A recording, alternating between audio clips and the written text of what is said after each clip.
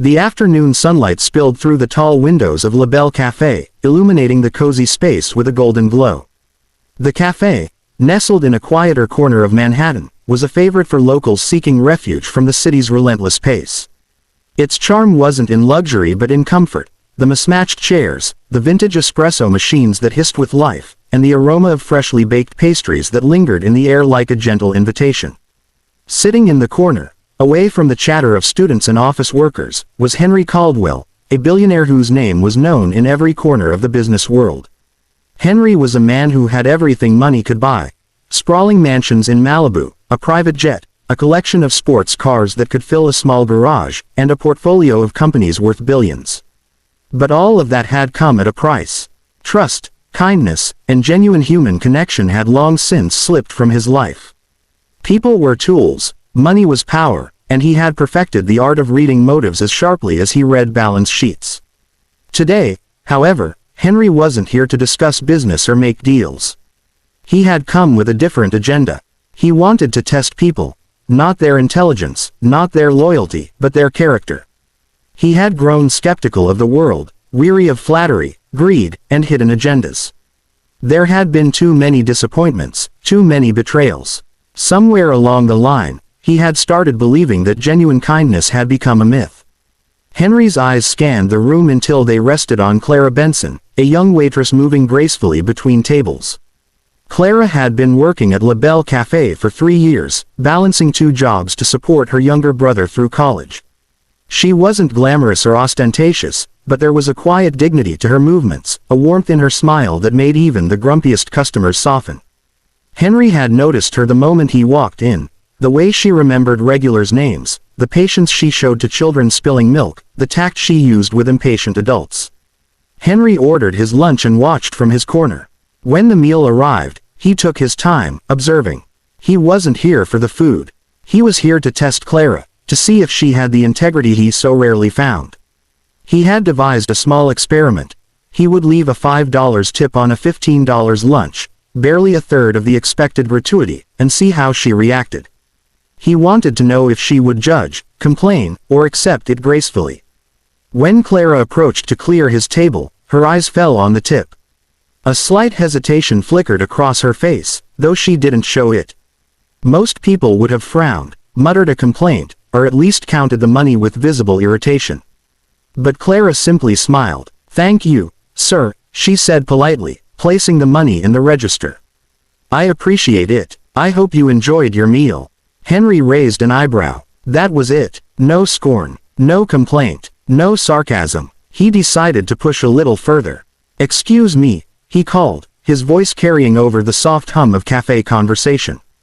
Clara returned to his table with a fresh cup of coffee, curious but composed. "If someone tipped you poorly on purpose, to test you, how would you respond?" Henry asked, leaning slightly forward. Clara paused. She had been tested many times in life. By customers, by circumstances, by people who assumed she would cut corners or complain, but never like this. After a moment, she replied, "I think it's not about me. It's about them. People give in different ways. Some out of generosity, some out of habit, some to see how others react. My job is to be kind back, not judge. That's on them." Henry felt a chill run down his spine. Few people answered with such clarity, such calm honesty. He had dealt with thousands over the years, some greedy, some indifferent, some downright cruel. But Clara's response was different. She wasn't trying to impress him, nor manipulate him. She spoke truthfully, simply, and with dignity. Over the next few minutes, they talked. Henry, always careful not to reveal too much, probed gently. He learned about Clara's life, her responsibilities, her struggles, her dreams, and her unwavering belief in the importance of integrity. She spoke of her brother, her long hours, and her commitment to living honestly, without expecting reward for every act of kindness. Henry listened, intrigued and unsettled. She wasn't trying to win favor or gain wealth. She was simply genuine. As Clara returned to attend other customers, Henry sat back, reflecting. He realized that for the first time in decades, he felt something he hadn't in years: hope. Perhaps not for himself, but for humanity.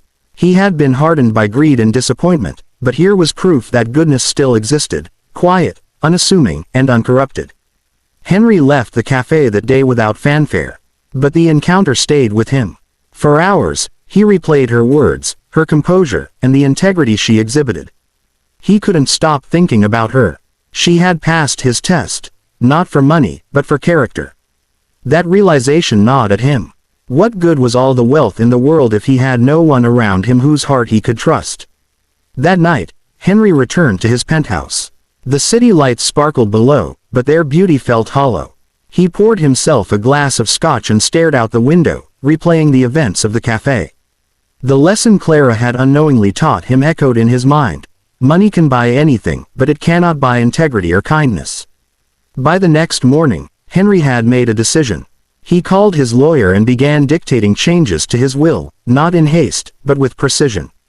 He wanted his wealth to reflect not just his success, but the values he had long neglected. Integrity, kindness, and character would now be criteria for inheriting or receiving support. And hidden within the documents, in quiet acknowledgement, was a clause meant for someone who had unknowingly changed the course of his life.